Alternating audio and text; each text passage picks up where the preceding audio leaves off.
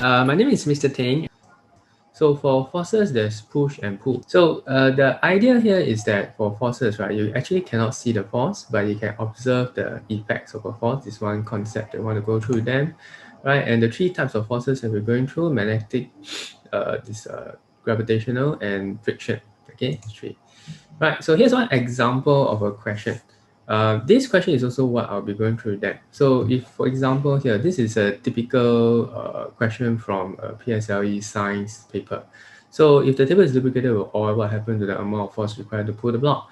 So this is what I'll be going through them, okay, and why, right? So, right, okay, so here there are two options, right? You see, the first one is less force is required because there's less friction. Now, the option number A is what usually students will answer, okay, because they're not going to answer the whole thing fully, right? And because of not answering the whole thing fully, they're not going to get the full marks, right? So the correct way is actually the second way. This will be the full answer. Okay, so less force is required. The lubricant reduces the amount of friction between the block and the table surface, hence less force is required to overcome the friction. Okay, so in front of you, you have a car, right? Sort of a car with a balloon powered car. So can you explain why using a bigger balloon will cause the balloon powered car to move at a faster speed? After looking at their answers, right?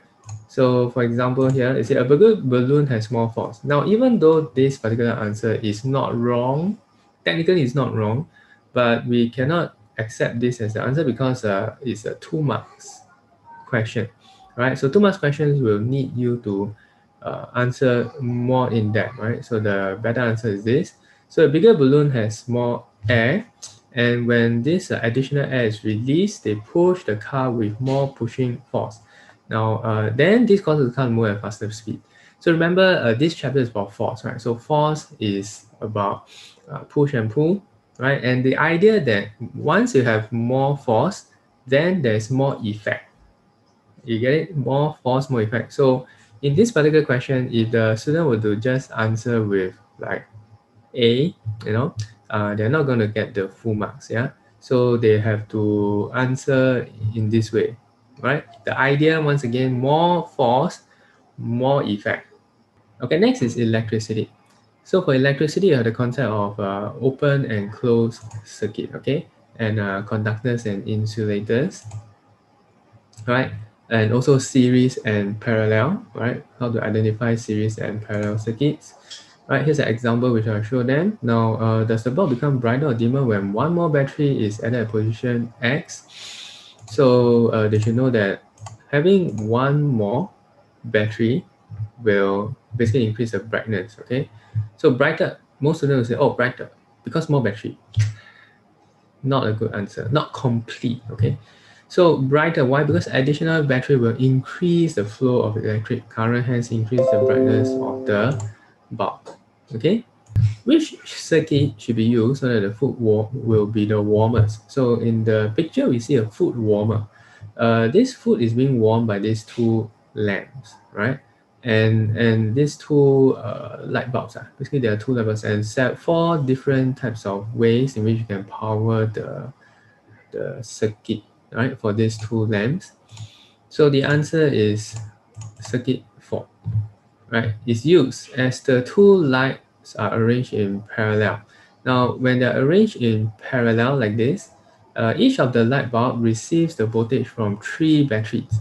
Okay, you can see that over here there are 3 batteries, right? So each one of them has got the electrical energy of 3 batteries, and as a result of that, they will be brighter than the rest because you can actually calculate for each one. Circuit 1, you have 2 batteries but divided amongst 2 light bulbs, so it's 1 each. And then this is two batteries but in parallel, so it's just 2 here, 2 here. And this is 3 batteries but they're arranged in series, so in fact you only get 1.5 per light bulb. Okay, the next one is adaptation. So adaptation is about animals or plants changing structurally, right? That means the body fur and structures to adapt to the environment. Okay, there are two types of adaptation.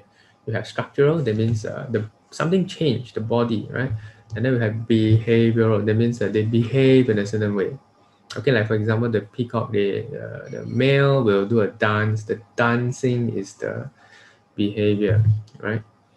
Okay, here are just examples which I'll be going through them. So I explain why the monitor lizard burrows a hole and lives in it while in the desert. Okay, so as you can see here, the environment is hot, so definitely one of the reasons is because it needs to escape from the heat, right? So as usual, most will give you like super short answers. Protect against predator, protect against the heat. Technically not wrong, right? They only get 1 mark. Okay, but we want them to score more. Okay, while in the desert, the day is hot, night is cold, the hole provides shade against extreme weathers, shelter, right? So serves as a shelter to hide against predators, hence ensures its survival. So that is why the monitor lizard will burrow a hole and live in it.